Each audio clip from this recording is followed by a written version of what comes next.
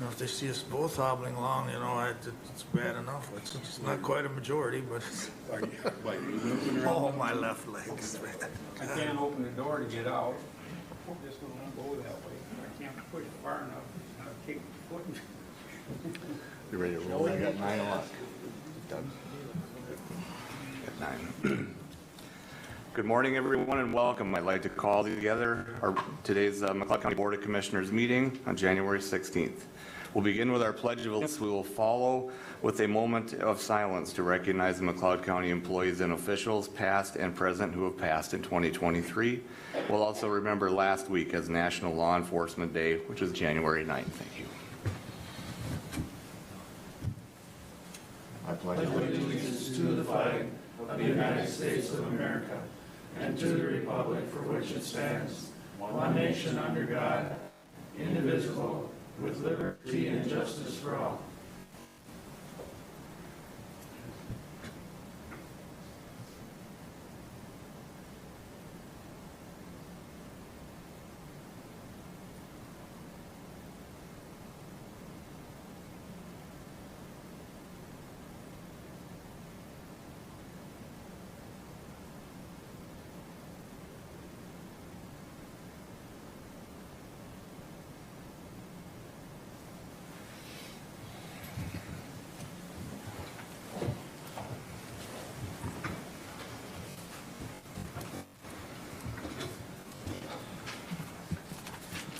Thank you. We'll begin today with our consideration of agenda items. I believe we have at least one change.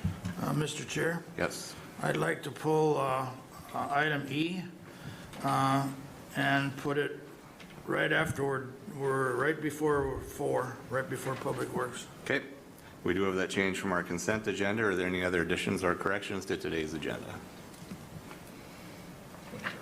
Okay. Okay, we're looking for a motion to approve. So move, Mr. Chair. Is there a second? Second. We have a motion by Schmal, seconded by Luthens to approve today's agenda. Is there any discussion? Seeing none, we'll proceed to vote. All in favor say aye. Aye. Opposed? Motion carried. I do need to reach back to employee recognition. Hannah.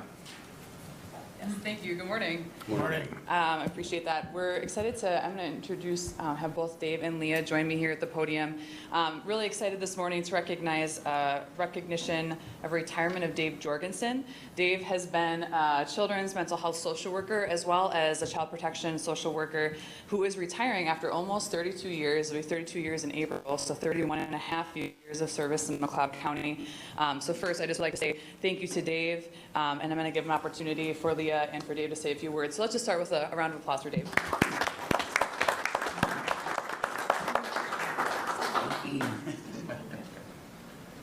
Well, let's see. I became supervisor in 2006, and Dave was one of my first employees to come over from the other unit, come over from the dark side, right? That's right. To join me in doing children's mental health. So he's been with me since 2006. So I just wanted to thank Dave publicly for all your dedication and your passion and just your empathy for all your clients. So I really appreciate it, and you will be missed. And so I still have them until January 31st. That's so I'm going to get everything I can out of them. So. And I'd just like to say just a few words that 32 years, it didn't go fast at the time, you know, but looking back now, it's hard to believe it went that fast. If anybody can relate to that. And I made it a point with the families that I worked with to first make a connection with the families, whether it was child protection or children's mental health, and have a good working relationship.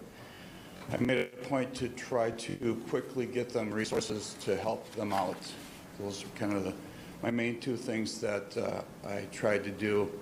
And recently I met with a family that has a lot of dysfunction and problems. And the dad said, every time you come to our house, you bring happiness. So that made me feel good. So if my legacy is that I connected with families, provided resources, and brought some happiness to them, I'll take that as a legacy. So thank you. It's been an honor to work for McLeod County these 32 years. And yeah, thanks a lot. Appreciate it. There's a quick photo with her. Absolutely. Come on up.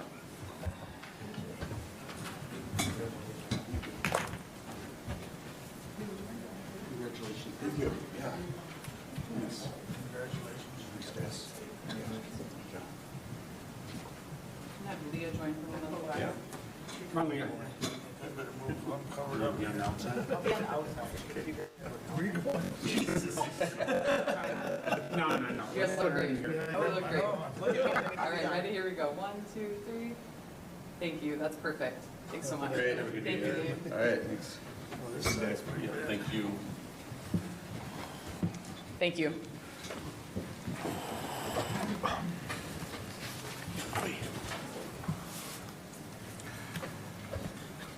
All right, thanks for that opportunity to recognize Dave. We'll move on to our consent agenda. Reminder, we pulled item E off of that. Move to approve the balance. Second? We have a motion by Nagel, second by Kruger to approve today's consent agenda. Any discussion? Seeing none, we'll proceed to vote. All in favor, say aye. Aye. Opposed, motion carries. Move on to our pulled item, item E. We'll call on Auditor Treasurer's Office to cover that, please. Mr. Chair? Go ahead. Connie, I have had, the reason I asked to pull it, and as I've had a couple of calls on clarifications, and I think this is a good way. I know we have covered it in preceding meetings, but I don't think we can say enough about election integrity, and I think our part of the job has been well done. So we're not questioning anything, but anything we can say about it. We have a constituent here that'd like to speak towards it, and I think he makes some valid points, so thank you. Okay, today I'm here for one item, to consider and approve the election services agreement with Election System and Software LLC out of Omaha, Nebraska, and authorize me to represent McLeod County in execution of said agreement. McLeod County has agreed to purchase the election-related services from ES&S. The terms and conditions under which such services shall be provided were set forth in the ES&S Services Agreement. A summary of the services includes the ballot layout, the coding, the voice file services, and ballot printing services, beginning with the effective date and covering all elections through December 31st, 2026. Okay. So are there any follow-up questions or concerns on the item? I would like, or my thought is that we have Jim Nielsen here today that'd like to talk about it. Let him talk, and if there's any questions to answer, there may be or may not be, but I just appreciate that our staff came. Jim, would you like to? Good morning. Good morning, Commissioners. Good morning, boss. Ma'am, my name is Jim Nielsen. I'm a rural resident of Hutchinson, and I'm here today, first of all, to ask you to forgive my clumsiness and my ideas that might be half-baked, but time is short because I just found out this was coming forward about the ES&S voting machines. Sometimes I have trouble sleeping when I have concerns that I don't think anybody wants to talk about, and then sometimes I feel obligated to say something. And I just want to put my thoughts out there, give you my concerns, and at least I've done that. And I'll say that I have serious reservations about our election machines being used in our election system. There's plenty of doubt out there, plenty of evidence that things are happening that are intervening and interrupting the integrity of our system. I guess my dream, perhaps my fantasy would be that we go backward a little bit, and I would like to see us go to a hand-counted system, counted by people, both Republican and Democrat, and to give people the comfort and the confidence in our system that I think is sorely lacking. Now, I talked about this, and I base it on I know that we can do it. Last week, I think Friday, Taiwan, a country of 23 million people, held an election. It was all hand-counted, checked once, twice, and 3 times, and very transparent. Held up every vote for cameras, anybody who wanted to question anything, and they were done in 4 hours. Now granted, as I had it under good counsel last night, and I talked to some people that have been involved in our election system here, and I was educated, and I heard nothing but positive about the system here in the county, for these people that work as judges and involved, and positive comments about Connie, the auditor, and I think that gave me pause. But then again, even like in the country of France last year, they had a national election. They've got 3 million people, and they had a full election. And I think they broke it down. They had 2 ballots, so it could be the president, one could be counted quickly. It was all done by hand in one day. I know we can do this. We have a tiny little county in comparison. And I just want you to think about it. I just want to throw it out there. Excuse me. I still have some reservations and some current concerns that we are vulnerable to fraud. And when it leaves the hands of the county here and gets transmitted into the Secretary of State's office, how does it get there? How is it safeguarded? And those kinds of issues. Again, I think we can do better if it's hands-on, and I'd like to throw that out there to you, and I appreciate your putting up with me on such short notice. Thank you so much. Thank you, Jim. Mr. Chair. Go ahead. Connie, do you have anything to say? I mean, it's, go ahead. Sure. So, excuse me, Mr. Nielsen and the board, I just want to do my due diligence and also state that McLeod County has partnered with ES&S for many, many years. They've been a trusted partner with us for our election equipment, our tabulators, and our ballots now. The ES&S equipment tabulators, they do have 6 layers of security. They have physical controls on the machines, including locks and seals, locks that there are only certain keys and certain permissions with those keys. They do have a system hardening where the whole equipment is federally approved, and the flash drives, the USBs that are used in there are unique. There is user authentication with the system, in which the user has their own passwords and to get into those. Also, the flash drives are encrypted. The data is encrypted within, and the data integrity with validation. So we do, the tabulators are deployed to the precincts, and the precincts, you know, the ballots are counted, tabulated within the equipment. The flash drives are then brought over to McLeod County by the election judges and are verified with me and my deputy. And then they are put into the password encrypted and also approved PC, and those results are transmitted to the OSS. We do verify all of the results first on the USB drive, and then after they are uploaded to the state. So they do match. As you all know, after the election process is over, there is a post-election review where there are at least 2 precincts that are chosen randomly, and you've seen those chosen pulled out of a hat, and they are hand counted. We don't know which precincts those are going to be at that time. They're hand counted to verify the results. McLeod has never had anything over the tolerance that is required. I do have a brochure on the DS200s that are used within the precincts if the board would like, or maybe Mr. Nielsen would like, and you've probably done your own research. On ES&S, they have their own website, but if you want, you may certainly contact me at any time to learn any more about the election. I mean, it's a transparent and fair process. And then I did not want to dismiss anything that was said about our election equipment and tabulators. There is a statute that once a county has adopted the use of electronic voting systems in one or more precincts, the county must continue to use electronic voting systems for state elections in those precincts.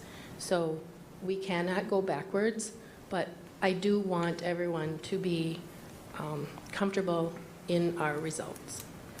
Mr. Chair? Go ahead. Connie, did that come out of the legislature?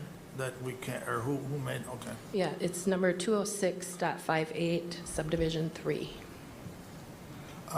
Another thing, just for clarification, do these machines are counting machines? I mean, sometimes, and I notice my words that they confuse them. These machines are not hooked up to the internet, are they? No, they are not. Okay, and I think there's some confusion on how that is. And another thing I wanted to assure, there is, I mean, we're not counting each individual ballot by hand, but each individual ballot is here. I mean, that's something I mean, it's not like the machine didn't replace an X on a square. I just want to reiterate that to some people. Lucky or not that I've been an election judge and watched the process, but I mean, obviously it takes human eyes to make sure that that they were passed on right. But there is, as far as we're concerned, and I'm proud of our county, that we have the rolls, the data, and actually the hard copies of the votes. Correct. So on election night, all equipment is returned here to the government center along with all of the paper ballots. And then those are locked and stored for the duration of the contest. Do you have anything to add, Jen?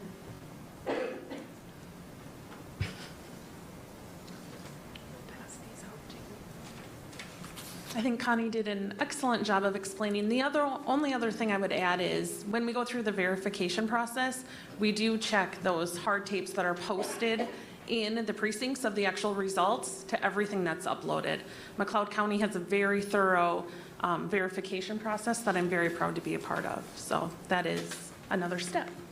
That's all I have. Mr. Chair, one more question. When you verify, or when these two precincts are pulled, you're actually double checking the machine, right? You're counting ballots that the machine, are kind of validating the machine. Is that correct? Correct. That's called a post-election review. What's done is 2 precincts are pulled, and then during the presidential election, it's the president and it's one of the other state ones that are checked. So the election judges from that precinct, I believe we had one of the Hutches and Acoma Township was pulled in 2022. So their judges come in, we give them the sealed ballots that they delivered to us, and then they go contest by contest according to what the state says we have to check. So if the President A should have 500 votes, they're going to verify that the machine did its job. So they go through, we don't tell them what that number is, they have to go through, and they'll go through, you know, President A has 500 votes, perfect, that's what our sheet says, now move on. And they verify that with us. So we go through the process. Very good. Well, actually, we do that process before an election with a test deck of ballots for each office. So we count down to make sure that the ballots are correct. They're run through tabulators, tested out each tabulator before the election, and results are verified that the tabulators are counting correctly. And again, the mail-in and early voting ballots are, do you want to recap that? As long as we're up here, we want to recap that real quickly. Those ballots are under camera and 2 people at least at all times. Could you want to cover that too? Go ahead. Sure. So when an absentee ballot comes in, we have 2 judges that follow those ballots from point A to the ending point until they're able to be processed. So they come in, we do our log of the day that says we have 5 absentee ballots, and then they go before our next ballot board. Then they're put into secured storage until we are able to start processing those 18 days prior to election. So we have a log, and we have our team, and we have cameras everywhere. Mr. Chair? Go ahead. One last thing. Jim, do you have any other questions? Just one.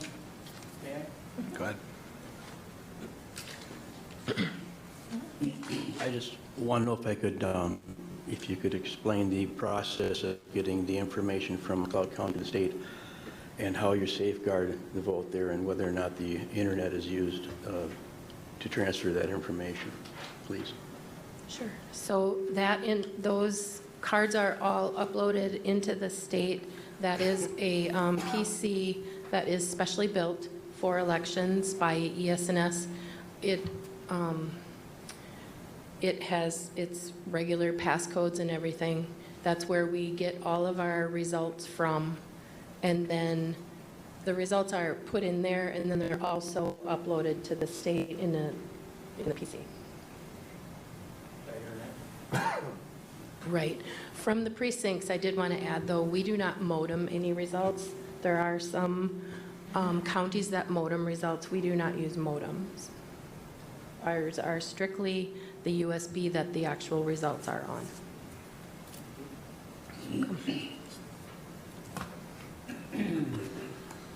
With that, Mr. Chair, I'd move to approve purchase of these machines, Purchase of the service agreement, yep. or service agreement, Yep. I'm sorry. We do have a motion, is there a second? I'll second. We have a motion by Kruger, second by Schmaltz to approve the election services agreement with Election Systems and Software LLC. Is there any further discussion?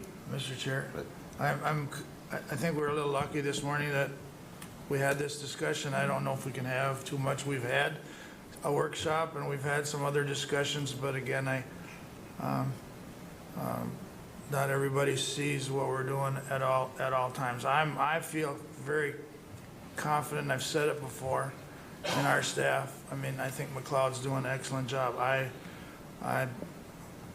stray from that a little bit once it leaves here. I mean, I don't know, I don't understand. Not the whole country uses the same, and perception is reality, so, but again, I have all the confidence in the world and a good relationship with our election people. So, with that, I'll just add thank you to Mr. Nielsen for actually catching this within our agenda. It's nice to know that people are watching our agenda items and coming forward with an issue of concern. And I think it brought forward a discussion today about how important election integrity truly is to our county staff here and all the moving parts that make that happen. So, any further discussion? Seeing none, we'll proceed to vote. All in favor, say aye. Aye. Opposed? Motion carries. Thank you. Next up, we'll go into Public Works. A big list of items today for Public Works. Yes, good morning. Item A, consider approving a quote from Sign Solutions USA of West Fargo, North Dakota for 4,250 rural address signs at a cost of $49,967.73 with funds from the county surveying and GIS budget. McLeod County maintains just about 4,500 rural address signs. These are the blue 911 signs. You'll see in the rural parts of the county denoting addresses. 4,100 of these signs are in need of replacement due to fading, peeling, and deterioration of the sheeting or damage over the years. The remainder have either been added recently or replaced due to severe damage, either a vehicle hit, plow strike, that type of thing. The signs typically have a lifespan of about 10 to 15 years, and they come with a 10-year warranty on the reflective sheeting. That means that sheeting won't fade or crack within the 10-year period. These signs were last replaced in 2009 and have exceeded the warranty on their sheeting and exceeded their useful life. Two quotes for 4,100 numbered signs and 150 unnumbered signs used for replacements for knockdowns or for assigning new rural addresses were received. Sign Solutions USA was the low quote at $49,967.73. M&R Sign Company out of Fergus Falls, Minnesota was the other quote. They came in at $88,995. The 2024 budget includes $77,000 for the project. I'll remind the board that this quote is for the signs only. Staff will be performing the installation throughout the 2024 construction season. Okay, questions, anyone? Mr. Chair, I'll move to approve. We have a motion, is there a second? I can second that. We have a motion by Nagel, second by Wright, to consider approving a quote from Sign Solutions to purchase rural address signs at a cost of $49,967.73. Any further discussion? Mr. Chair? Go ahead. Yeah, and I've seen the delamination of our address signs right in my own driveway, so I think the request is well taken, and at least we have a plan for replacement moving forward. Any further discussion? Mr. Chair, Yep. are we doing every sign? Just about, there's about 300 of them, about 300, 350 of them that we won't be doing, because those have been replaced more recently, or have been new addresses assigned within the last handful of years. So how do you determine that? Drive around and look? We do spot surveys, and then we also keep an inventory of those signs, when they were installed, and that type of thing. Thank you. Any further discussion? We'll then proceed to vote. All in favor say aye. Aye. Opposed? Motion carries. Item B, consider awarding state aid project 043715005, the County State Aid Highway 115 or Airport Road Concrete Overlay Project to Kroll Inc. of New Hampton, Iowa, at a cost of $3,610,000, $3,610,095.16 with funds from the highway construction budget. The engineer's estimate for this project was $4,015,272.89. We received 4 other bids for this project, with the second low bid being $3,644,826.98 from Michael's Road and Stone, and the high bid being $5,982,238.06 from Knife River Construction, Inc. We bid this project last early summer. The low bid that came in on that was $6 million. So it was a good move on rejecting those bids. We talked with contractors who bid or looking at that project, figured out what things we could do to make it more economical, more efficient, and lower the cost, and we were successful in that. Okay. Finally, we're here after years of planning for this one. So. Yes. Mr. Chair, Go ahead. are we going past the roundabout and? Yes. This project goes from basically School Road or Casal 7 all the way to Trunk Highway 22 on the east side of Hutchinson. There is a leave out for the roundabout project, which we have received bids on, and we're waiting for federal authorization to award that project. Okay. All right, I'm going to make a motion to approve. Is there a second? Second. Motion by Wright, second by Kruger, to consider awarding state project 043-715-005, County State Aid Highway 115 Airport Road Concrete Overlay at a cost of $3,610,095.16. Any further discussion? Seeing none, we'll proceed to vote. All in favor say aye. Aye. Opposed? Motion carries. Consider awarding state aid project 043715006, the County State Aid Highway 115 concrete pavement rehab. This project is from Casal 7 to Trunk Highway 7. This is the existing concrete section of Airport Road. To Tyzac Concrete, Inc. of Lee Center, Minnesota, at a cost of $784,019.50 with funds from the highway construction budget. The engineer's estimate for this project was $669,951.90. We received 3 other bids. The second lowest bid was $784,060.58 from PCI Roads, and the high bid was from R&R Excavating of Hutchinson, Minnesota, at $939,355.34. Mr. Chair? Go ahead. Andrew, if I could ask, what really is involved with the rehab project, like what we're looking at here? Yep, this is majority of this project is concrete panel replacement. So broken or settled concrete panels will be sawed out, hammered out, and then new concrete will be poured back in the place of those panels.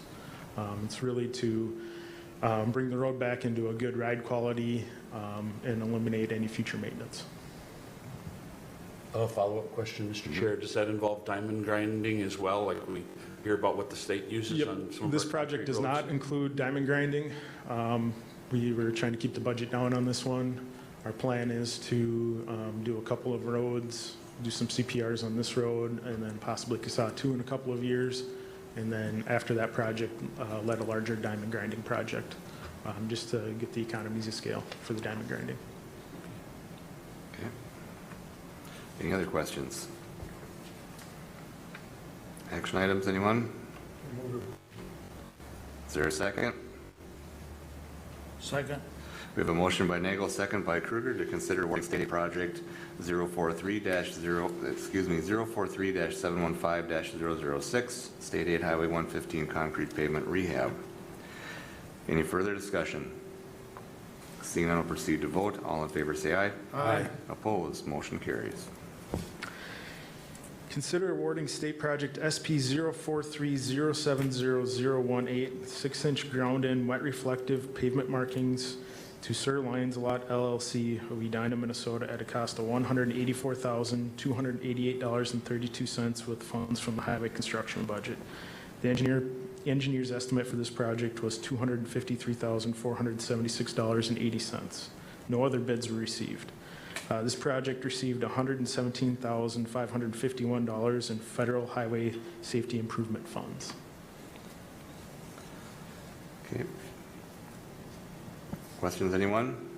Yeah, Mr. Chair. Go ahead. And Andrew, what are the planned roadways that would get this ground-in reflective treatment?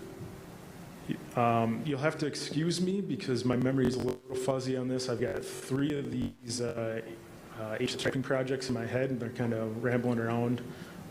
Airport Road is one of them. CASA 1 and CASA 2 are others.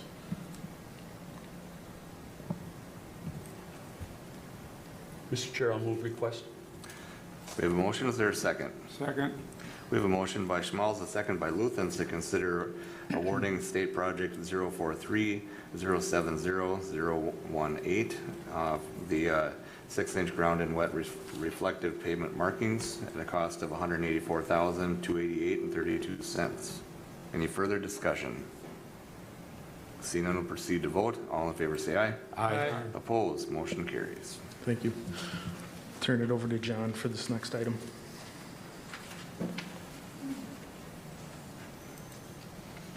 Good morning, Commissioners. Morning. I'm just going to run through a brief presentation, one that I had given earlier, but just for anybody who wasn't in attendance for that meeting or wasn't able to view the presentation, I just wanted to run through for the Fairgrounds Building Project.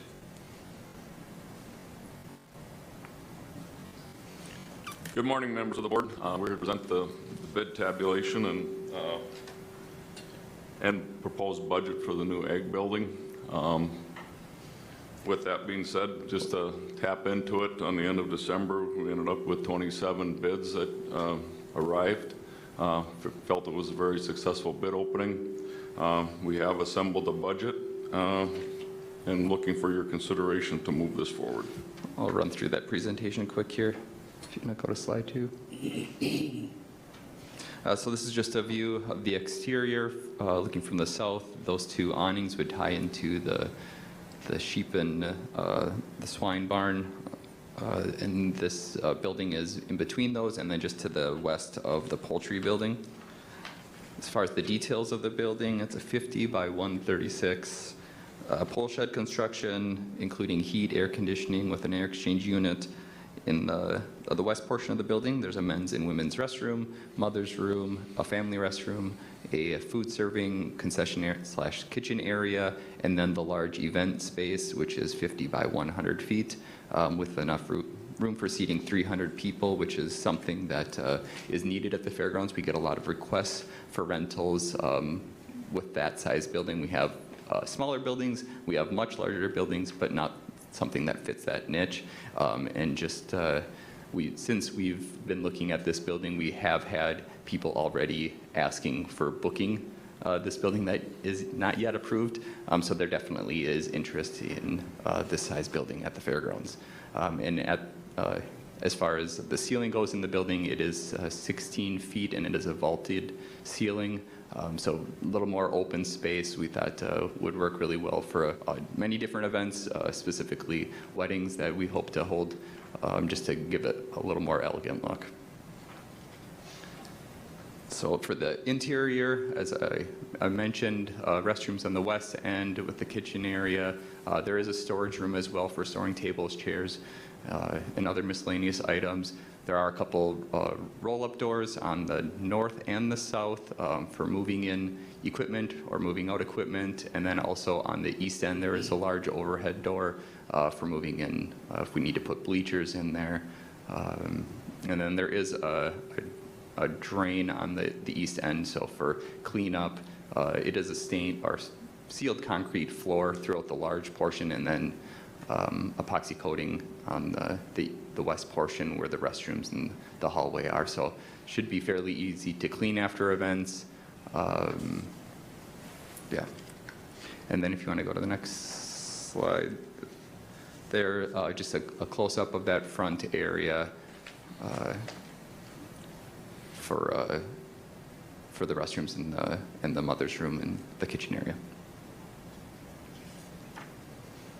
Here's a view from the west, so it is kind of matching the existing buildings that are already there as far as the look of them.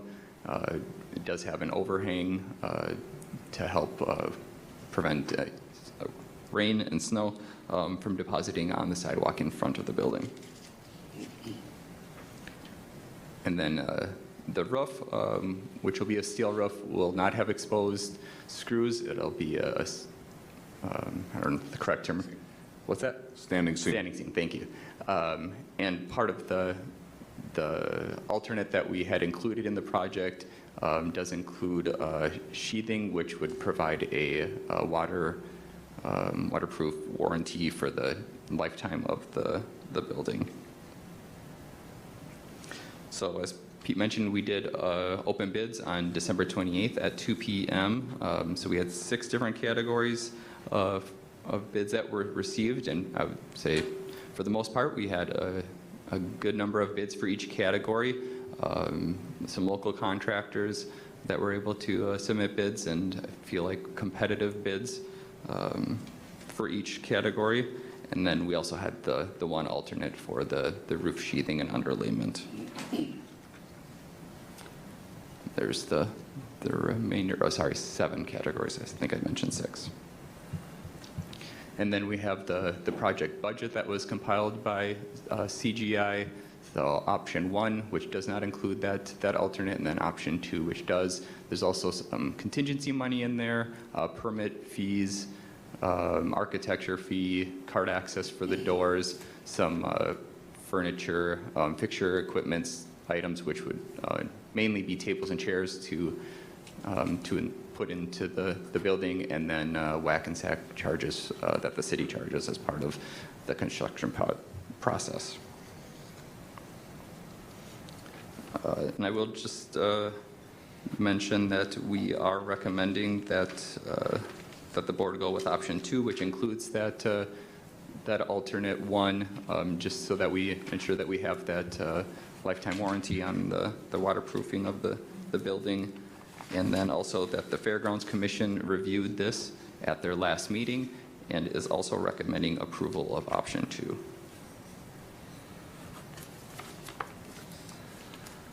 I just wanted to add some comments on this. I've been looking forward to this, making it here today for quite some time. In the early days of our ARPA committee meetings, we set some goals that we wanted to make sure and use those funds in a way that in the future it continued to revolve value and bring back to the community. We've spent a share of funds on public safety as well, which has been used very, very wisely countywide. I look at this building, and it meets the long-range goals of our fairgrounds in so many different ways. We have 4-season bathrooms, permanent mother's room, climate-controlled mid-size building that can be used for smaller conferences, and of course the addition of a show arena, which is something I'm really looking forward to as well. with news that there's already, as this is kind of gotten talked about, and the public individuals already coming forward wanting to rent it, and we haven't even approved it yet. And they're just waiting for that opportunity to cut it loose here today so we can start locking in those reservations. We've got it penned in its construction time, so we know it'll be good and ready for the county fair. And its effects there are going to be just fantastic for those youth that are participating in those different shows. We've got full support from the Fairgrounds Commission. We have full support from the Executive Committee of the McLeod County Ag Association, just waiting here today. So I'm pretty excited to see this here. So, any other further comments, board members? Mr. Chair? Go ahead. I would echo that. You said it a lot nicer than I do, but I had kids showing in that area before, so this is a great improvement. And with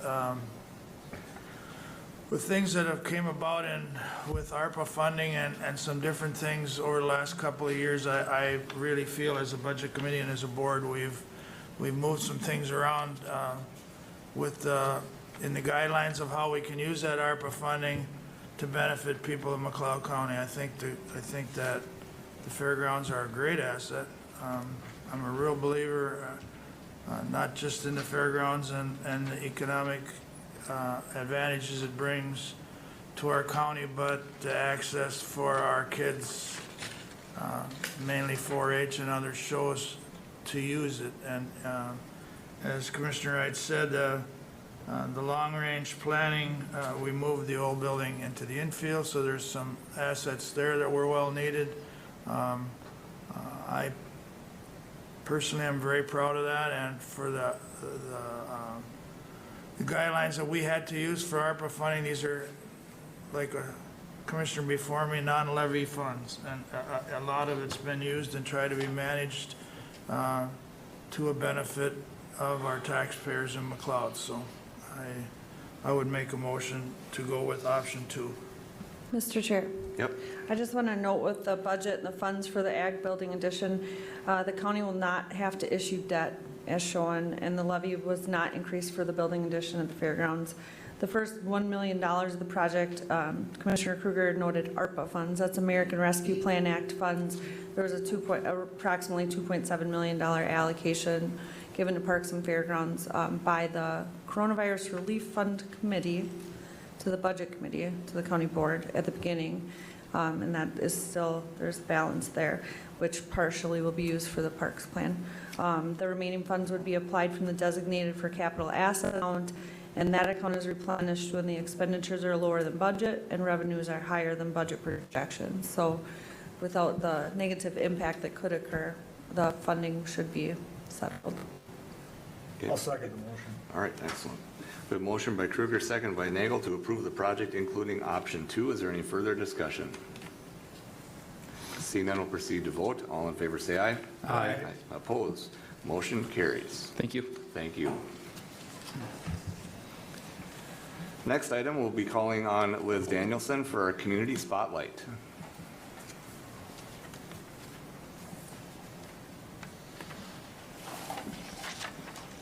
Good morning. Morning. I'm here today with a community spotlight feature with Eric Nelson and Jarvis Haugeberg from FormaFeed. Founded by the Nelson family in 1973, FormaFeed recently celebrated their 50th year in operation. What started out as a small feed mill in Stewart, Minnesota, has grown to include 2 primary manufacturing sites, multiple affiliate companies, and distribution around the globe. So if there aren't any questions, I'll invite Eric and Jarvis to come up and talk about FormaFeed. Thank you. Thanks, Liz.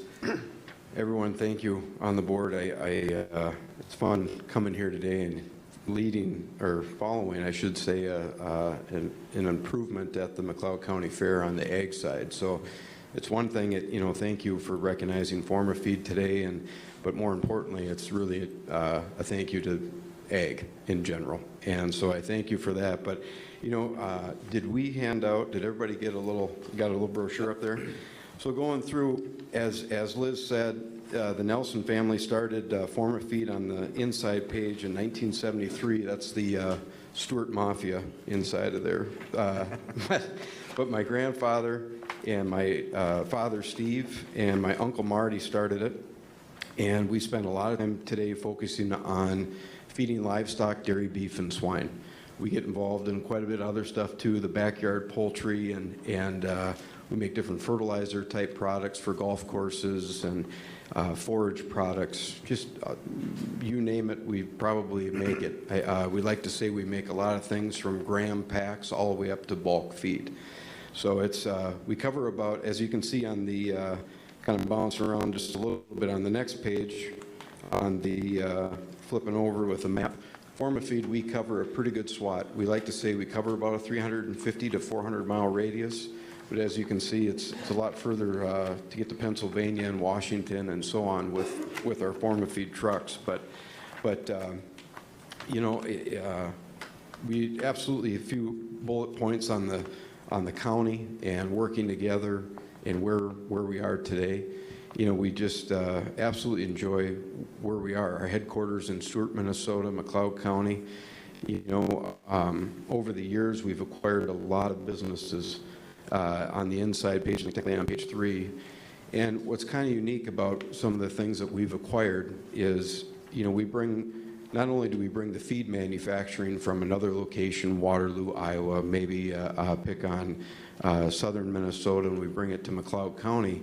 That's one part of it, but we're also kind of, it's kind of fun because we bring anywhere from 0 jobs, maybe to 5 to 10, rolling those people into Stewart. And so it's we feel like we kind of bring people in, whether it's Hutchinson, a little biased to Hutchinson, but you know, it's a lot of fun, and telling our story around here is unique. And again, going back to it, why we are so unique, we feel around here, is we support ag.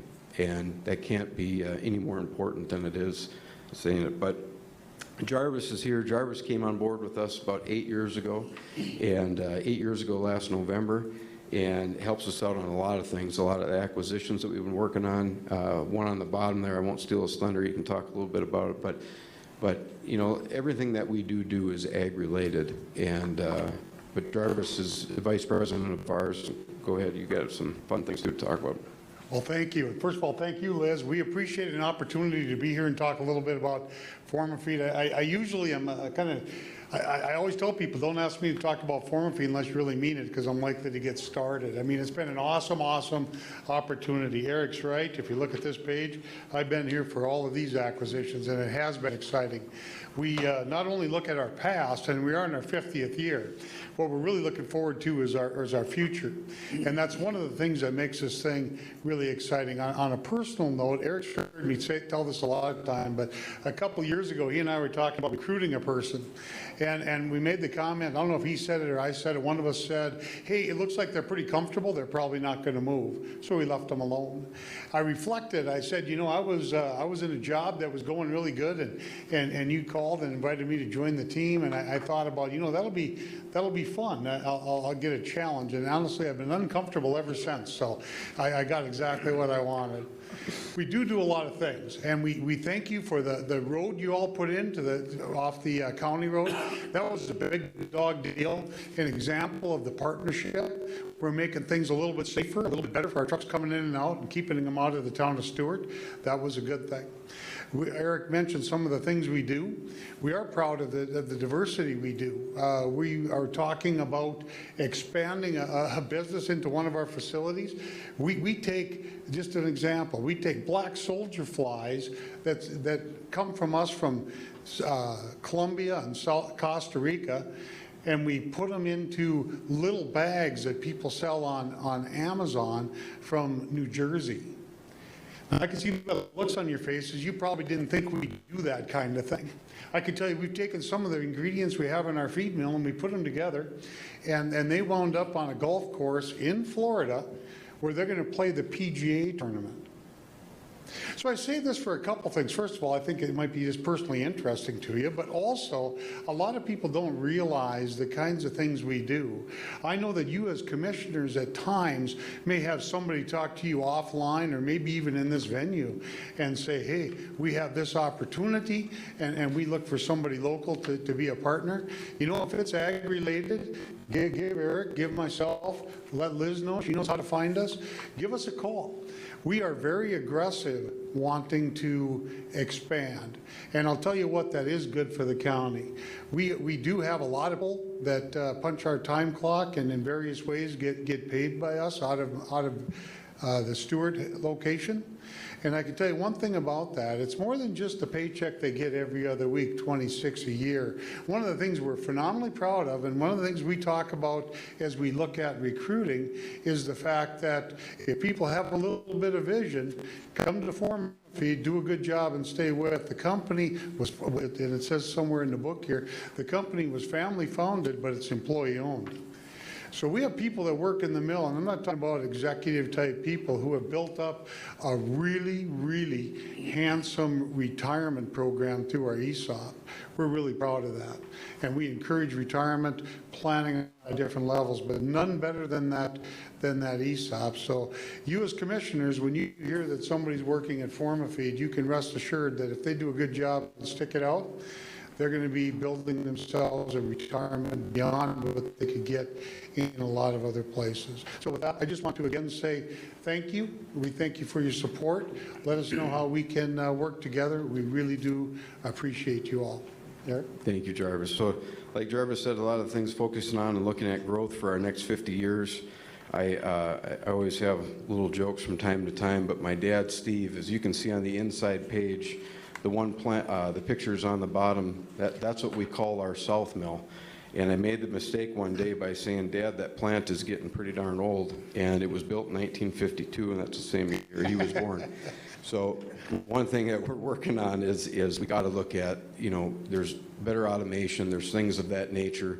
Create some more jobs is one thing too. And so we're definitely looking at in 2024 where we can expand that south plant, maybe build potentially. It's going to take, you know, 2-3 years of planning, and that's one thing that, again, you know, there's opportunities to build these plants or acquire a business elsewhere, but with all the people in McLeod County and Hutchinson, you know, where a lot of people live, Broughton and so on, you know, our people are here, and so I have a very sneaky suspicion we're going to build that facility here.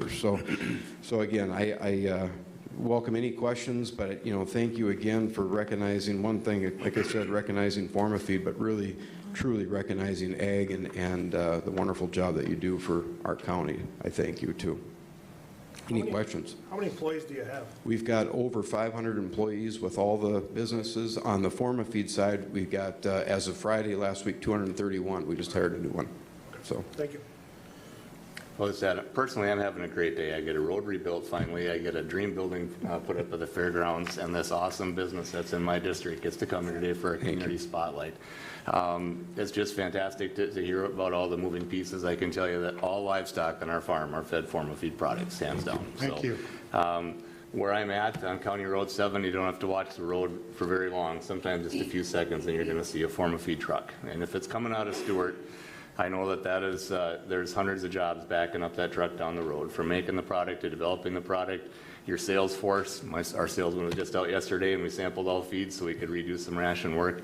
But where that truck is going, whether it's for the production of meat or milk or some hobby animals, is the beginning of a $1 billion industry just here in the state of Minnesota as it's generating those high quality feeds. So it's just fantastic to see where Formafeed has been, how fast you grow, all the different things that you do. And in flipping through your book, the one thing I really love is your commitment to the youth in agriculture. You've got the 4-H and the FFA mentioned right in there. So thank you for all that you guys do.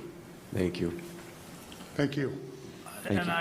Just a couple words. I'm familiar with the area where you grew up. I hung around there and I seen the building grow, and I guess all I can say is congratulations for your success. Thank you. And your hard work to make it successful, because it makes us all look good, I guess is how to say it, so, Well, thank you. Thank you. And Mr. Chair, I'd like to add, congratulate you on your success, especially on three-generation business that you're continuing. Your presence is very well felt in McLeod County and Minnesota and in the United States. So continued success to you as you continue forward. Thank you. Thank you. Thank Grandpa every day for making that decision back in '73, so it's a good one. Yeah. Thank you. Thanks. Before you go too far, we do want you guys to join us for a photo opportunity up here in front of the board.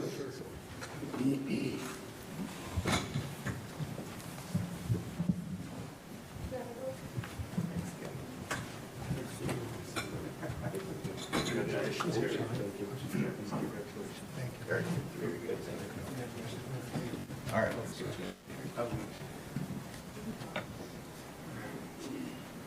I'll take a few.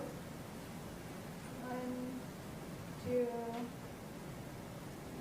3. I think they look good. All right. Thank you. Thanks, everybody. Thanks for coming in. Thank you.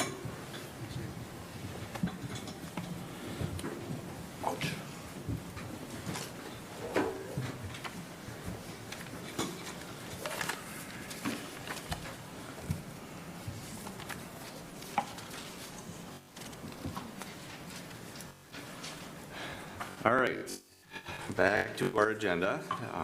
We'll head into building maintenance, looking for Spencer. Good morning.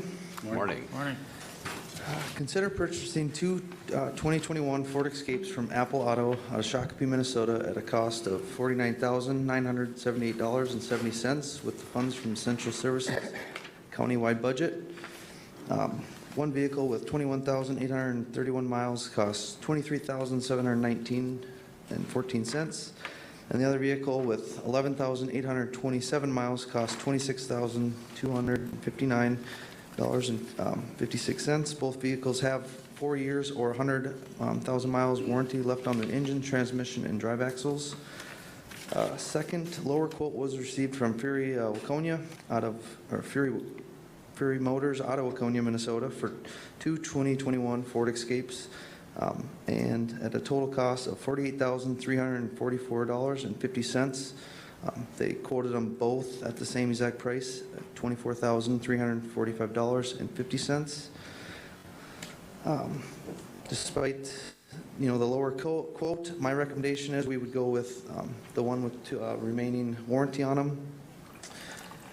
And then some of the reasoning behind that is we did get rid of an Impala back in November. That vehicle was at the end of its life, so we sent that over to Fahey for sale. And then, let's see, we have two other vehicles, 2006 Chevy Trailblazer with 73,000 miles on it and a 2012 Ford Escape with 114,000 miles on it. They are getting near their life. They're not, super high miles, so to say, but they are 18 years and 12 years old. The county has allocated $52,000 for the 2024 general fleet vehicles. While the county has sold several vehicles since 2019, I think we've counted there's been 5 vehicles sold.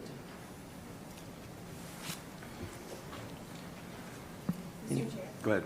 Oh, sorry, Spencer. No, I was just going to say. I'm going to go ahead and add, and Spencer and I have discussed this beforehand because during the the agenda review, we understand there was some concern because we've talked in the past about reducing our general fleet, which we have done. And that does not mean that we would not ever ask for a vehicle to be purchased again. So I hope we never gave that impression from administration. We need to replace vehicles when warranted to keep our staff safe when they need to be using the vehicles to go out and perform the duties of their jobs.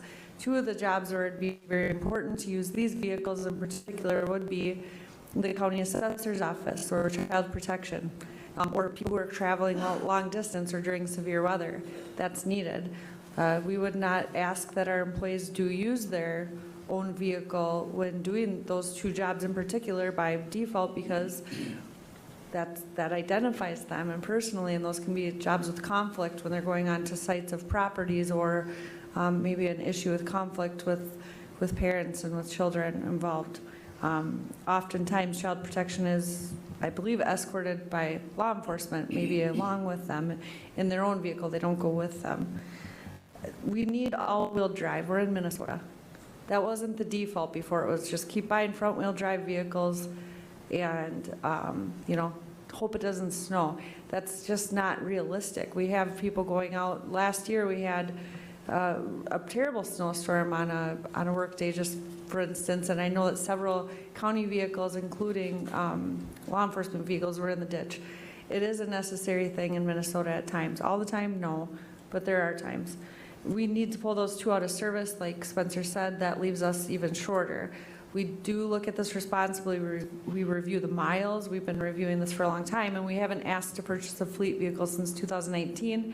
This was approved during the budgeting process, and it would have typically purchased one vehicle with that amount of cost. So we said, let's look at used vehicles with warranties remaining. Spencer and myself looked at 35 plus vehicles and compared them at, I think, at least 6 different dealerships.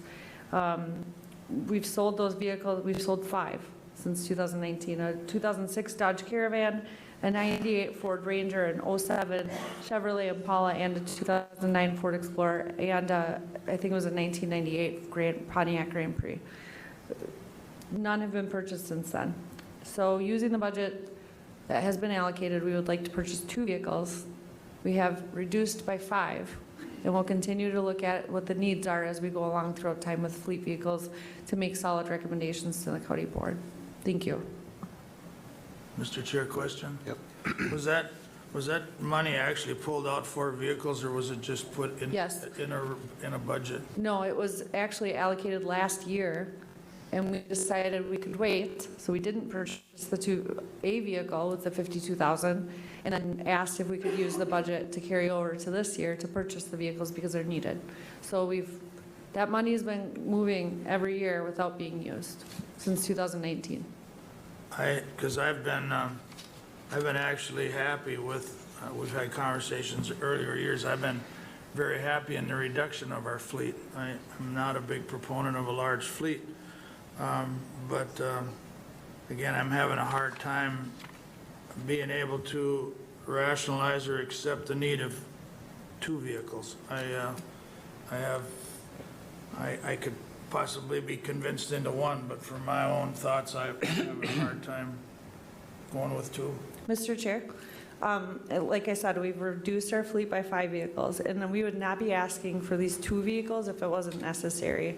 And we also made the responsible recommendation of buying used vehicles. These vehicles, brand new, would be at least $43,000 a piece at what they are. You're getting almost 2 for the price of 1 just by going with approximately 20,000 mile vehicle and an 11,000 mile vehicle. If they were not necessary, we would not be asking for them. Our staff needs them. You say you're not a proponent, Commissioner Wright, of having a large fleet, and we have given a lot of energy to reducing that fleet and making responsible decisions, but that doesn't mean that we should be sending our employees out to do duties that are mandated and needed without the necessary equipment. I'd ask you to consider the 2 vehicles as stated. Thank you. Mr. Chair? Go ahead. How many vehicles do we have? We have the list of vehicles. We have different fleets. This is for our general fleet. So do you have the number? Is it 13. 13 in the general fleet? The other, we don't count the law enforcement and highway vehicles in that fleet number. We have where do hazardous waste, where do those vehicles, or some of the fairground vehicles, what fleet do they go under? If they're in the general fleet, then they're included in that number, which some are if they're located there. If they're allocated to a specific operation, then they are not included in the general fleet. Yep, there's just one that sits over in Hutch, the 142, that's the Impala, it's Malibu. car. And we Yep. did buy a new pickup, I know, for hazardous waste. Yep, that was all on We Mark's spend, end. we're spending, the prices are good, I'm not gonna say that, I'm not gonna say, but 2 vehicles, have twice as much wear and tear as one. So I mean, it's still a cost of maintaining them, so. Yep. Minus I'm 5 stopping plus short 2. of a motion, but I still have a hard time buying 2. Sure. Can always buy another one. The assessors are down 1 vehicle right now. The only other thing we had going was 131. Social services use that all the time. That's got 152,000 on it. So we were going to probably move that one down to assessors so that that one can just stay local. One of these new ones would definitely get put into their fleet so that, you know, they're going to Rochester, Wilmer, Marshall. They're all over the place. So we'd just like to get a couple of those higher mile vehicles more allocated for local use. Just Good overall question, Mr. Chair, that I probably should have an answer to. These departments that use the cars the most, that has no bearing on their budgets or for the use of the car? Could you Yeah, explain that? it's all allocated to where it We belongs. charge back all their miles every 3 months. We charge back every mile they put on their vehicles. It's all tracked, every single trip is tracked, who's taking the vehicle, what it's for. And then Spencer's department is going around monthly and keeping track of all of it and gathering the information. Perhaps an option that we have, it sounds like there's a little bit of uncertainty. How many vehicles do we need? I know we've all been asked the question, how many need to be in our fleet, because it seems like they don't move very, very far. We do have the effect, years ago, we encouraged a larger fleet and discounted the rate at which employees were reimbursed for using their own vehicle to encourage McLeod County cars. That's now changed. We've flipped that around to covering IRS rate and so forth for mileage, and so it's really unsure, you know, how much do we need those cars? How much are employees using their own? And I don't have an answer to that. It's perhaps an opportunity that we could do is to have a workshop item on this and determine the need, because it sounds like there's a lot of questions up here about vehicles. Looks like these are used, so that means that they can come and go at any time. But I don't sense that the biggest question is the price tag. The biggest question is the need and where are the vehicles today. So that's just an opportunity to look at as well. Mr. Chair? Yep. We did all of that work last year and continue to do it every single time that we're looking at the information. There's the need. That's why we're bringing it. This is a reduced fleet. Without these 2 vehicles replacing what we've gotten rid of, we don't have enough vehicles for people to take. We're short. So I don't want to give the misperception that we're asking you to buy in advance. This is a reactive purchase. So what is needed to support the duties that are already in play. This is a end quote. The quote is at the end. We've waited as long as we can. If we don't have the quote, which is fine, we can redo another quote. Of course, there's used cars everywhere. But if we don't approve this quote, it doesn't stand for after today's meeting to meet another date. We won't meet again as a county board until February. And we did wait on purpose to make sure we had all of the information until today. So I just want to make sure we know that if we don't approve this today, or if the county board doesn't approve for us to purchase them, then we would have to go back through the process. We have gone over all of the miles. We have gone over the usage of the vehicles. We've gone over the need. We've balanced it out. We brought it to the budget committee. We went over it with the mileage request, with the union negotiations and the employee handbook. And this is the need that has been determined. So if you need to put it off, then we will just have to redo the process, and we will be short vehicles. Thank you. Okay, further questions, anyone? Mr. Chair, what happens when you're short a vehicle? We have employees, to be honest, recently when we've been short, we've had really frustrated employees that, like, they've come down to reserve a vehicle. I don't know how to explain it, but child protection, especially our assessor's office, it can be really difficult. Child protection should not be taking their own vehicles to a child protection call if they don't need to, or if there is any risk to them involved. They also, like, for instance, I know 2 of them had to drive to Marshall one night. They had to take their own vehicle to have 4-wheel drive because it was really poor weather. They will have to use their own vehicles if they have one, and we can't assume that all of our employees have suitable vehicles for the job. They're not required to have a vehicle that can perform the duties of the job. So I hope that answers your questions. Thank you for considering.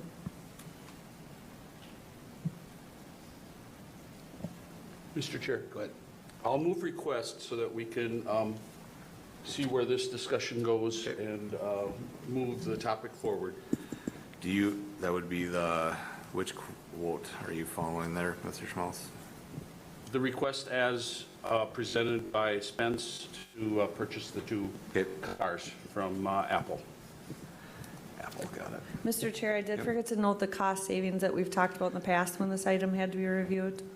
And it was approximately $52,000 a year. So if you've had 4 years, we have a cost avoidance of over $200,000 on normal fleet replacement purchases that have occurred in the past. We have a cost avoidance of over $200,000, and the $52,000 from last year would be used this year, so it's not an additional. It was transferred. Thank you. We have a motion. Is there a second? We have a motion. Is there a second? One last time, calling for a second. Motion dies for lack of a second. I think with that, I'm going to make a motion that we then have this as a workshop item, so we determine the needs of our fleet and then compare that to the budgets as allocated. I think it would clear up a lot of the questions up here at the board. So we have a motion and a second to refer this to a workshop item. Is there any discussion on that? Seeing none, we'll proceed to vote. All in favor say aye. Aye. Opposed? Motion carries. Thank you for your time. Yep. We'll see more about this. Next item up, we will be calling on Veteran Services. Cassandra. Good morning. Good morning. My first item, I consider approving the County Veteran Service Office CVSO Operational Enhancement Grant Program Agreement to receive $10,000 from the Minnesota Department of Veterans Affairs, MDVA. The Minnesota State Legislature has established annual enhancement grants to augment the normal operating budgets of county veteran service offices, to improve outreach to county's veterans, to assist in the reintegration of combat veterans into society, to reduce homelessness among veterans, to collaborate with other social service agencies, educational institutions, and other community organizations for the purpose of enhancing services to veterans, and to enhance the operations of the County Veteran Service Office. Starting this year in fiscal 2024, a county board resolution is no longer required by MDVA as it has been in the past. Request approval to accept these grant funds each year going forward without board approval each subsequent year. Mr. Chair. Go ahead. I asked Cassandra if she would put this on the regular agenda for the last time, since the resolution is not required, so that the board could see the change and make a decision of how they would like it going moving forward. It's a nice explanation that she's able to come and tell you what the funds are used for. So thank you for taking the time to come and meet with us today, Cassandra. All right, questions, anyone? Mr. Chair, Go ahead. how many veterans do we have in the county? Any idea? Yep. According to the federal GDX, it's approximately just over 2,500. Wow. Thank you. And the grant funds is based off of that number, that federal number. So the base grant amount is $7,500. We get the next tier up because of how many veterans we have in our county. So $10,000 has been the standard grant we've received in the last several years. So is that enough? That's all they're going to give us. Mr. Chair. Go ahead. Move grant program as requested. We have a motion. Is there a second? Second. Motion by Schmaltz, second by Luthens, to consider approving the County Veteran Service Office Operational Enhancement Grant Program Agreement to receive $10,000 from the Minnesota Department of Veteran Affairs. Any further discussion? Seeing none, we'll proceed to vote. All in favor say aye. Aye. Opposed? Motion carries. Go ahead. My second item is consider approving out-of-state travel for Brianna Lauer, Assistant Veteran Service Officer, from May 12, 2024 to May 17th to attend the National Association of County Veteran Service Officers Training Conference in Denver, Colorado, at a cost of $2,000. The NACVSO conference covers more in-depth national training on federal benefits available to veterans. It also provides opportunities for networking with other county and state veteran service offices on best practices and case studies, which will broaden our office's knowledge to better serve McLeod County veterans. Registration, travel, lodging, and meals will be paid using funds from the CVSO enhancement grant received from Minnesota Department of Veterans Affairs. So moved. We have a motion. Who had the second? Okay. Motion by Nagel, second by Kruger, to consider approving out-of-state travel for Brianna Lauer, Assistant Veteran Service Officer. Any further discussion? Seeing none, we'll proceed to vote. All in favor, say aye. Aye. Opposed, motion carries. Thank you. Thank you for coming today. Information technology. I'll be presenting Cover to that, Matt. yep. Yep, thank you. Item A, consider approving the annual statement of work with the Minnesota Security Consortium for virtual chief information security officer services at a cost not to exceed $20,500 with funds from the information technology budget, which is the same cost as it was for 2023. Okay, questions, anyone? Move to approve. We have a motion. Is there a second? Second. Motion by Nagel, second by Kruger, to consider approving the annual statement of work with the Minnesota Security Consortium at a cost not to exceed $20,500. Any further discussion? Mr. Chair? Go ahead. We've got good people in charge of our IT. I mean, I just got a comment that just seems like every other week or every other month we have to add to this, but when I deal with my phones and my pads, I guess it's a necessary evil. I don't know how else to put it, but it puts you at wit's end some days, but with that, it's a necessary evil. Okay. Okay. Any further discussion? Seeing none, we'll proceed to vote. All in favor, say aye. Aye. Opposed? Motion carries. Okay, moving on to county administration. We'll look at our calendars. Commissioner Nagel, are you ready? Yeah, for the most part, working with Coma Township regarding, they are the road authority on a particular road. They're having some trouble with a culvert. I'm trying to put them in the right position to hopefully help them fund that culvert in a variety of ways. So, Paul, thank you for the help. Ryan in the Conservation Office, and everybody else that's going to be involved in that. Seems kind of like a messy project. Fair Commission really was focused on the building that we approved today, and I did comment during, but I personally think that's a great project and one that'll be marketed well and busy. I suspect it'll be full every weekend, if not every week. With that, I just want to give a brief update to that we are also, and you should be aware of it, but if you're not, you will be now, the electrical upgrades that are also being focused on at the fairgrounds. That'll be coming, I would hope, in a month or so. So be prepared for that also. It seems it's a good plan, and I think when they built the fairgrounds 30 years ago, they thought they had enough power, and 3 years later, they realized they didn't. You can never have enough of it, considering everything that comes in there, from campers to cattle shows and the 50 amp service that they need. With that, I feel like I'm missing a couple things, probably just phone calls, but that'll do it for today. Okay, thank you. I did have a MRF meeting dealing with some of the issues on the recycling center. A lot of it focused on just kind of some more brainstorming on rural recycling program in our neighboring counties. Fairgrounds Commission, Mr. Nagel covered that fairly well. And just one ditch cleaning project got wrapped up recently, and also received emails, phone calls on the resolution that we will be seeing right after this. Good enough for me, thanks. Thank you, Mr. Chair.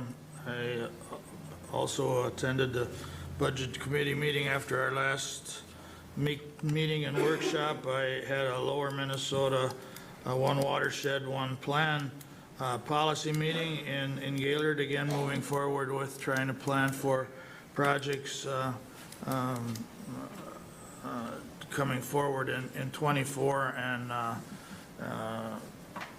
and different things to utilize our funds to the best of their ability, I guess. And I also had MRC meeting in Alexandria, which is Minnesota Rural Counties. We had our policy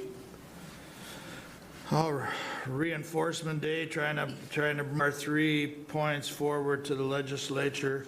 Again, going to be a long haul going into the '24 session. I had drainage work group. I had 2 meetings, one as a steward and one as a member of the committee. And we're having a lot of problems trying to get a memorandum or a report to the legislature. We cannot get a consensus on what needs to be done as far as water quality improvement, drainage laws, and all I can say is we're going to keep working on it. We had a couple special interests walk off the table because they said we'll never come to an agreement, and they kind of felt like they had egg on their face, so they came back to the last meeting where we're talking, but I haven't seen any forward movement. But we'll keep trying and try to get a report to the legislature by February. And I had the agenda review and a couple of small budget meetings, so it brings us up to today. Thank you, Commissioner Kruger. Since our last board meeting, Tuesday, the 2nd of January, we had a workshop here at the Government Center. And then Thursday, the 4th, I attended the Prime West Joint Powers Board meeting by Zoom. I'm the alternate on that assignment. Commissioner Luthens is our representative on the Prime West Joint Powers Board. And on Thursday, the 11th last week, I was invited in to appear at Hale Township Board meeting. During that meeting, I fielded questions about, questions they presented me as far as what's happening in McLeod County, what has happened in the last month or two. Most of their concerns, revolve around money, starting with our levy amount, is 5% going to be a sustainable amount to be asking? If it occurs, year after year after year, it puts us in a position looking at where we'll be, 5 years from now. So, and I don't disagree with their concerns. It's a concern with me as well. Also, concerns about some of the pay raises that were approved back in December in McLeod County, and also questions about the proposed flag that we'll be discussing here shortly. Questions about the cost, who bears the cost, which are questions that I can't answer, and maybe we'll get some clarity on that here in a few minutes. And lastly, I did take several calls and had several conversations with people concerning the state flag. So I don't disagree with their concerns. Again, the concerns surround, the expense of giving up on a symbol that we've had in place for, a long time, and who's covering the cost. So thank you, Mr. Chair. Thank you. 2nd of January was a workshop here, again on the 4th, Prime West meeting at Alexandria. The 8th, and that MRC meeting, attended that one. There was a safety meeting on the 9th, but I was unable to make that one. Pack for Families was on Wednesday in Wilmer. Attended that one in person. And then Friday, that was a bad day, but SMAMC Mental Health Group canceled their meeting at the last minute, the day before. But I did drive over to Monticello for the JTC meeting, Job Services. And at that meeting, the Board of Directors had a good meeting. They relieved their director, and they have an assistant director in place right now until they can figure out where their direction goes. Thank you. Okay, Attorney's Office. Administration, back to you. Thank you. Item A is consider adopting Resolution 24-CB-12, opposition to redesign of Minnesota State Flag and Seal. And Mr. Chair, I just wanted to go over some of the direct costs that would be incurred by McLeod County upon change. Do you want me to do that now or later? That was asked to be gathered. Yep, you can go ahead. Thank you. One moment. I gave you guys all of my printed copies, so to reference, so that should be in front of the board.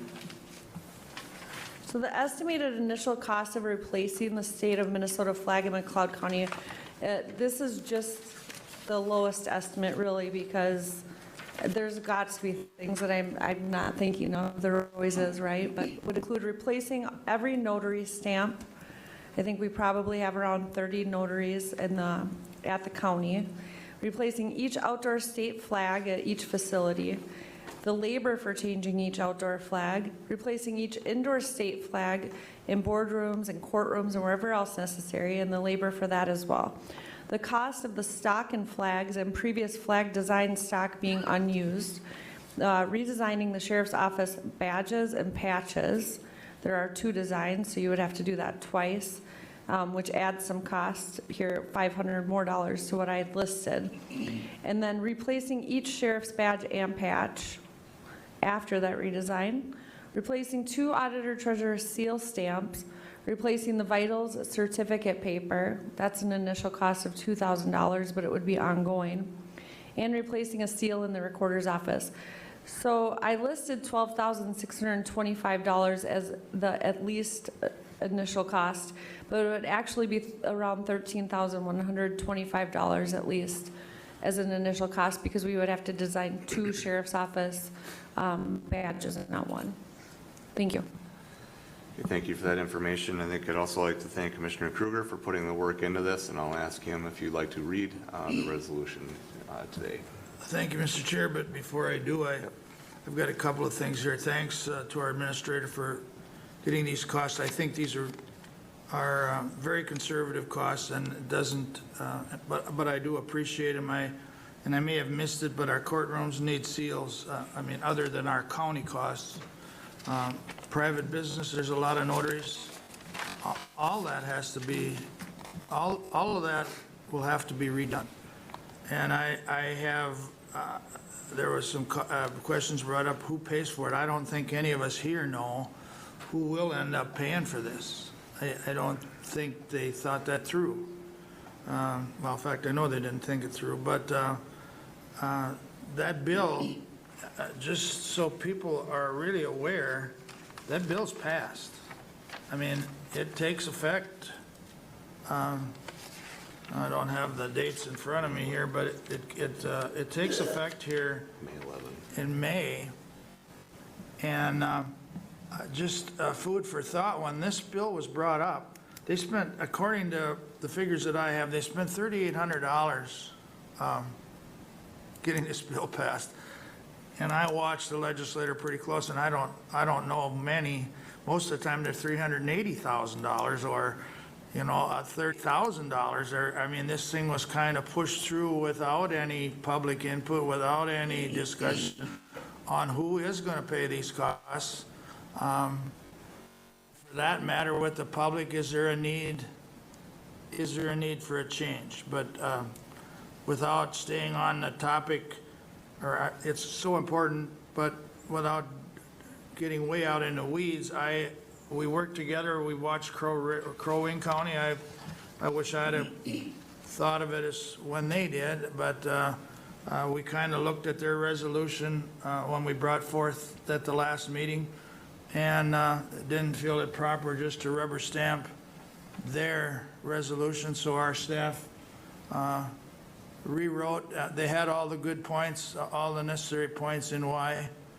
So with that, I'll read through our resolution. It's 24 CB 12, opposition to redesigning the Minnesota state flag and seal.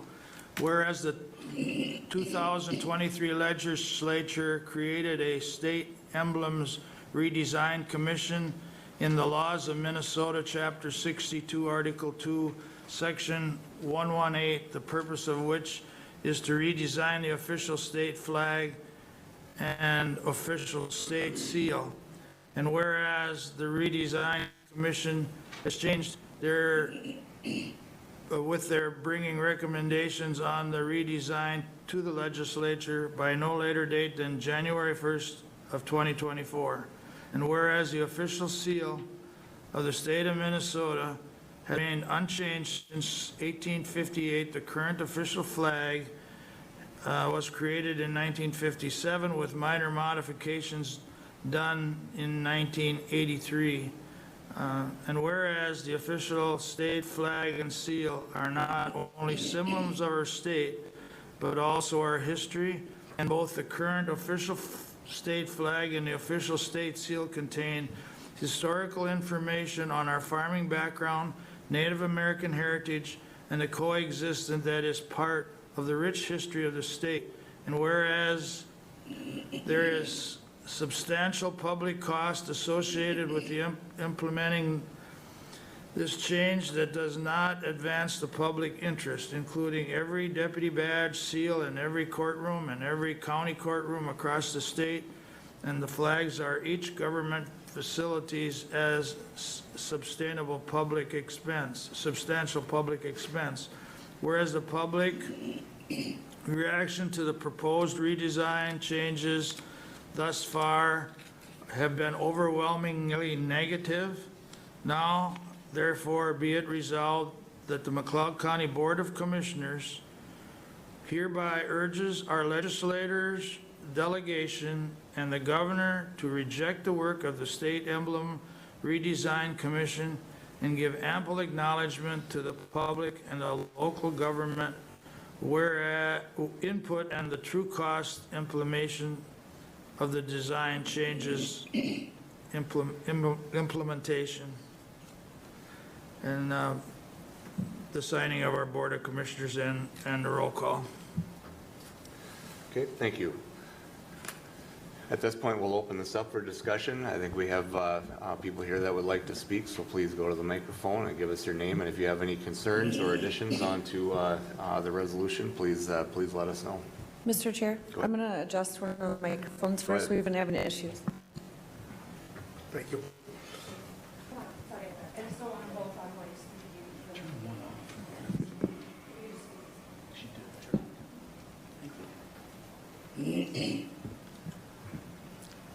Jimbo Beer from Macoma Township. I guess first of all, I'd like to thank the commissioners for recognizing this as an important issue that needs discussion, and basically for listening to your constituents. There's a lot of people I know that had pretty passionate about this, but they're working and weren't able to make it today. Thank you for attention I think it needs. I guess a couple points here. Number one, the history of this flag, high level. I mean, there's a lot of important dates in it. Our current flag has got 3 dates in it: 1858, the statehood year; 1819, the year Fort Snelling was established; and 1893, the year the original flag was adopted. There's 19 stars around the wreath, symbolizing the fact that Minnesota was the 19th state to join the Union after the original 13, and the largest star represents the North Star. But I mean, these are historical things, and again, we're kind of losing our connection to the past, and this was a way for symbolically to keep that. Yes, the other thing too, there was a minority report. Again, we're under a state that's total one-party control. There was a minority report issued on this by Representatives Steve Driscowski and Representative Bjorn Olson from Fairmont. And anyway, they put a report together. There was 13 members on that committee. One of them, his name was Aaron Wittenabell. He was actually appointed to this commission by the Minnesota Indian Affairs Council to represent the Ojibwe community. And he basically joined the minority report. He quoted, this was published on Twitter X a little bit ago, just how this meeting went. He just said this quote, "This is the most absurd meeting of a public body I've ever participated in Minnesota. The State Emblem Redesign Commission has continuously changed rules and created a disarray of problems. Colossal waste of time for those submitting flags." So that's the representative from an Indian, very important Indian reservation in Minnesota, because we're important about diversity and considering alternate points. I guess the other thing too, the process of this was conducted through a government, or through the governor's type of thing, not through the legislative session. If this would have came through the legislative session, they've got rules and meetings for the public to get invited and come. They're not currently in session. Most of this action took place over Christmas. This is not a good time for openly available for the public to participate. So it just kind of slipped through really quick. And I think what Doug is talking about, Curring discovered this, and I think they published their thing on December 26th, the day after Christmas. So I mean, all this over the holiday season was not conducive to getting public input. Since all this came up, the governor's response on January 10th stated in a radio show, quote, "It's highly offensive to a large number of people, and there's very little debate about that," unquote. I don't see what in the flag. I think there is debate that statement is true. And then when asked more about the topic, Governor Walz compared these efforts to, quote, "somehow saving the Confederate battle flag." The governor added, "These are arguments that happened with Jefferson Davis statutes in Alabama." I just have to respectfully correct that. The flag that the DFL government just got rid of was a version of this flag that our regiments fought under during the Civil War. Minnesota was the first state to offer troops to the Union cause in 1861, just 2 years after we became a state. And that basically began a long tradition of Minnesota leading the nation in confronting injustice. The DFL quest to erase our history should be rejected. This is a flag that more than 2,500 Minnesotans died under while fighting to end slavery in the Civil War. The current Minnesota flag is the opposite of the Confederate flag. One was used to fight to end slavery. The other flag was to promote slavery. This is not the same issue. They're opposites. So in conclusion, this is an important topic for us to get for the discussion and record, and I thank you for forwarding that. And I guess the last thing I was going to say too is on the cost. I was going to make a request if we could capture the cost. These are all initial. What are the actual costs this year? This would be a great thing to talk about maybe at the end of the year for truth and taxation. I know a lot of things you commissioners get stuck with. You do control the cost, this one you don't. Let's try to keep a good tally what the costs are, especially for something we don't even want. Thank you for your time. Thank you. Anyone else?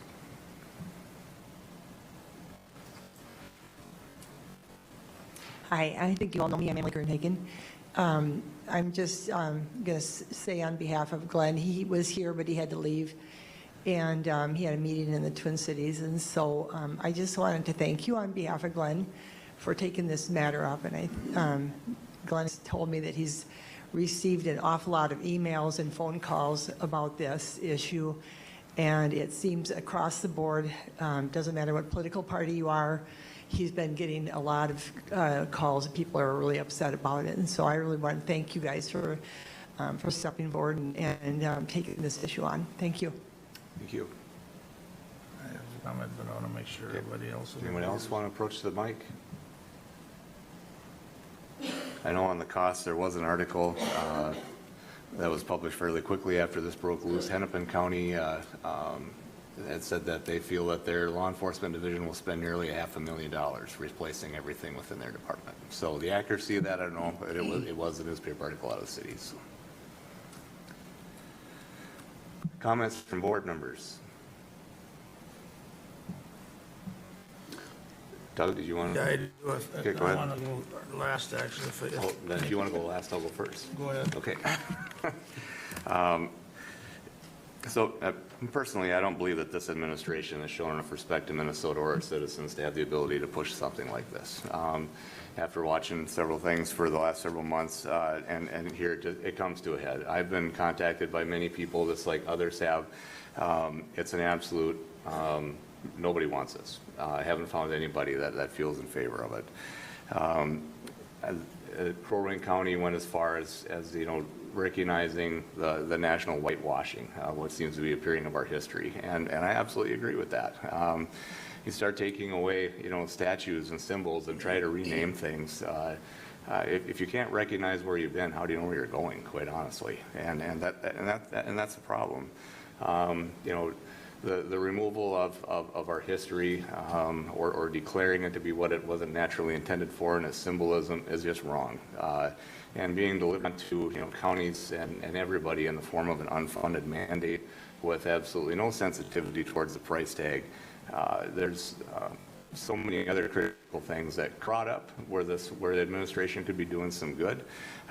We obviously have issues with jobs, the economy, so many things, and how did this ever rise to the top?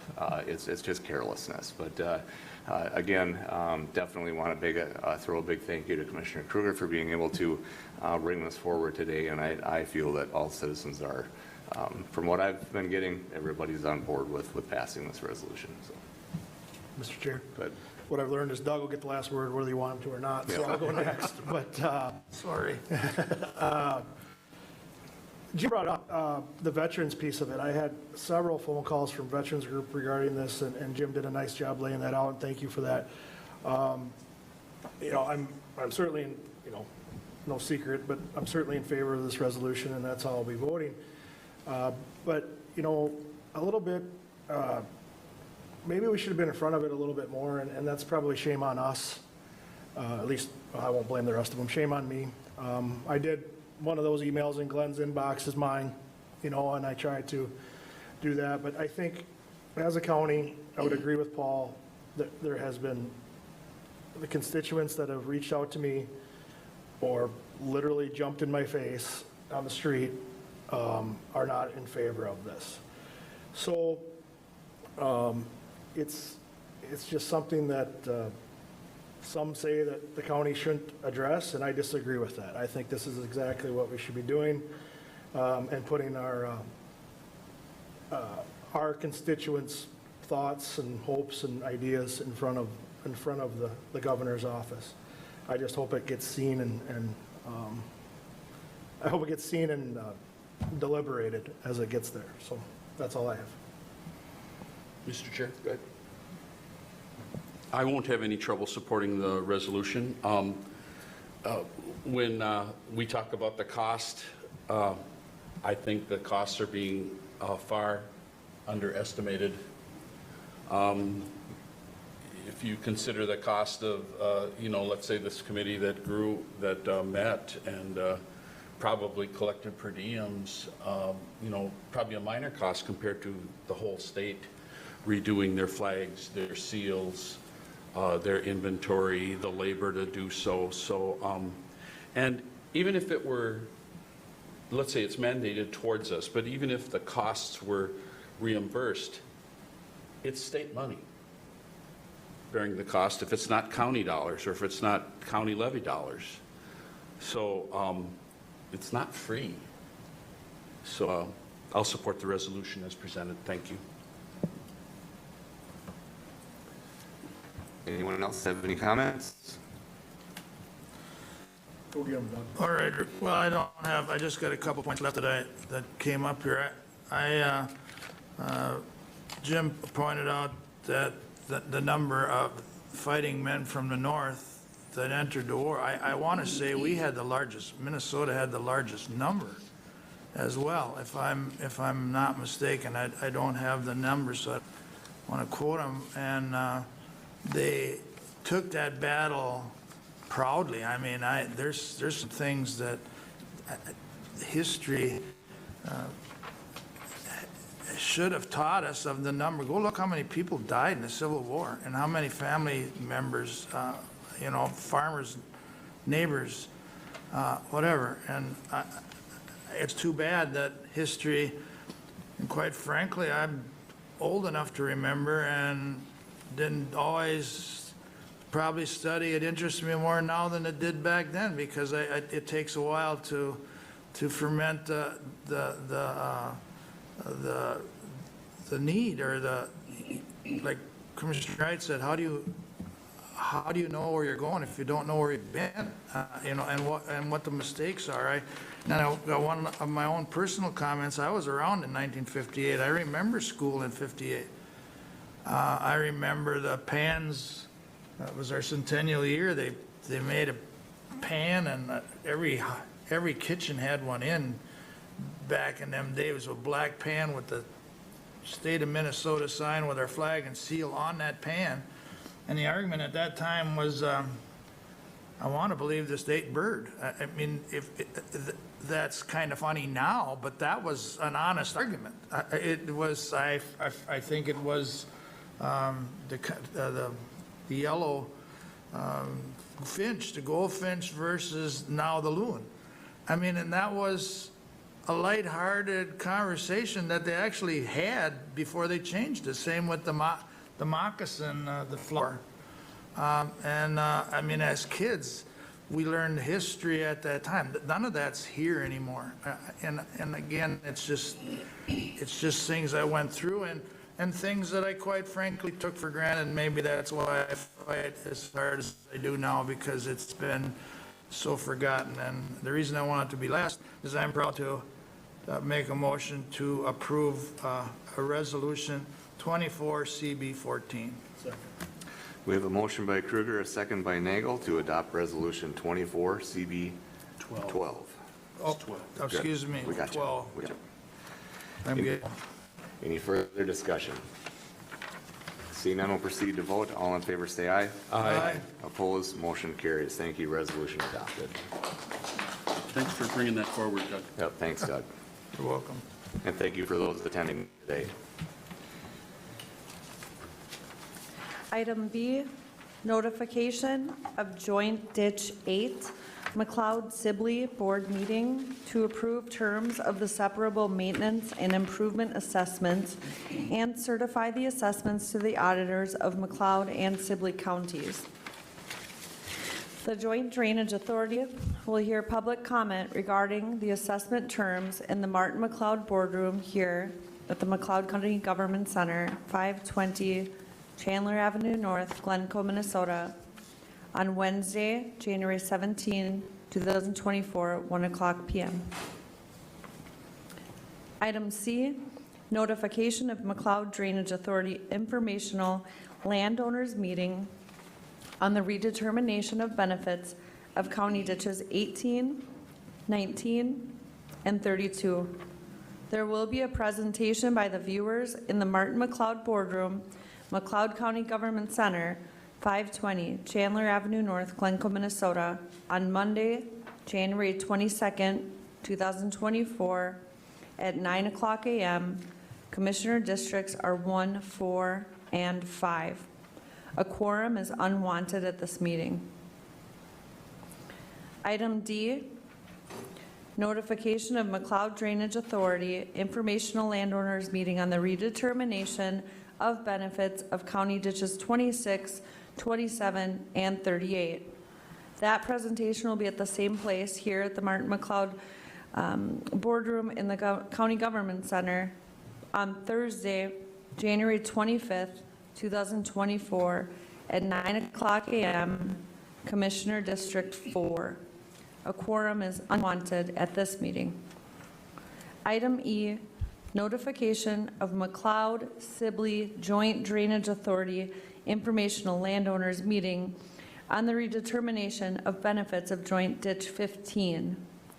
That presentation will be here at the Martin McLeod Boardroom at the McLeod County Government Center on Thursday, January 25th, 2024, at 2:00 p.m. And again, a quorum is unwanted at that meeting.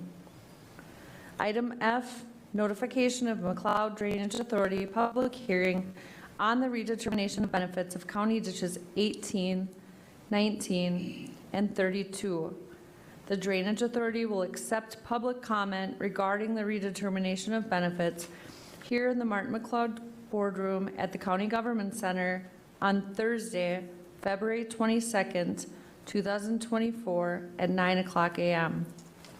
Item G, notification of McLeod Drainage Authority public hearing on the redetermination of benefits of county ditches 26, 27, and 38.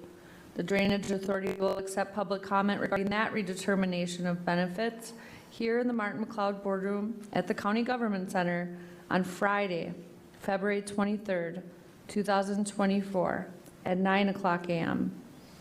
Item H, notification of McLeod Sibley Joint Drainage Authority public hearing on the redetermination of benefits of Joint Ditch 15. Hold on one second, please. Okay, thank you. The Joint Drainage Authority will accept public comment regarding the redetermination of benefits in the Martin McLeod Boardroom here at the McLeod County Government Center on Friday, February 23rd, 2024 at 2:00 p.m. Item I, notification of County Board Workshop at 10:00 a.m. on Tuesday, January 30th, 2024 here at the McLeod County Government Center. Item J, notification of board workshop following the board meeting on Tuesday, February 6th, 2024 here at the McLeod County Government Center. Thank you. Mr. Chair. Good. I'd like to point out one or two things here. Thank you, Sheila, for reading through this. I just want to point out that D&E is the meeting with the people that did the redetermination, so that's your chance, and make use of it to talk with the viewers and try to find out the mistakes. A quorum is not needed. I get calls on this once in a while. It says not needed, it's actually can't be. To be quite honest with you, we can't have 3 commissioners there, and they're not needed to be, but they are needed for the landowner participation to make sure you get your redetermination of benefits correct. And you'll notice then, as she read down, the hearings will be later when the commissioners can be there. And I've messed that up a little myself, showed up when we can't have a quorum. And not only that, but sometimes people call and they want someone to be there. Well, sometimes you just can, and it's not needed. The viewers are there. I've taken a couple calls on this already. Just make sure you get a hold of your viewers. We have no influence, and by law can't have influence on these viewers, but you can. I mean, it's your land. If you think the land or the water's going the other way, or if there's some tiles in the way, that's up to you to do that, and then see what you come up with and bring it to the hearing. That's all I really have. Okay. I believe we're nearing the end of our agenda. Open forum press relations, our chairs are relatively empty at this point in the morning. So I'm going to assume that we don't have anything there. We will be going into a closed meeting. So Mr. Hench, do you want to cover your steps on that? Could I just say, I know we're getting all mushy in that today, but or at least I am. But we were talking about history. When we did our moment of silence this morning, and I'm not asking for another one, but in the years of change, Monday was Dr. Martin Luther's birthday holiday. And going back to history, I took, when that birthday or when that holiday was adopted, I didn't realize how important it was. I mean, I grew up when the assassination of Dr. King and Kennedy and the whole works, the country was a mess, Vietnam. And I didn't know how solid his words were. I'm speaking for myself, some did. I don't know that I did, but in the last, 15, 20 years, don't quote me on them years, but I mean, Dr. King was a pretty smart man. And if we just adhere to some of the things he says now, we'd be in a lot less of a mess, in my opinion. But I just wanted to, we did not recognize him today, and just my words would be in recognition of his birthday on Monday. Okay, thank you for those continued reflections, Commissioner Kruger. If any other concerns, we'll go with Mr. Hench. Thank you, Mr. Chair. So we will be moving into a closed meeting. This particular closed meeting is permitted by Minnesota Statute 13D.05 subdivision 3, paren A, to evaluate the performance of Sheila Murphy, County Administrator, a county employee that reports directly to the board. So statute allows for this meeting to be closed unless the subject would otherwise request it to be open. And then we will need to provide a summary regarding the conclusions of the evaluation at the next board meeting. So at this time, if there aren't any other questions, I'd ask that we move into a closed session. Move closed session, Mr. Chair. Is there a second? Second. Motion by Schmal, second by Luthens to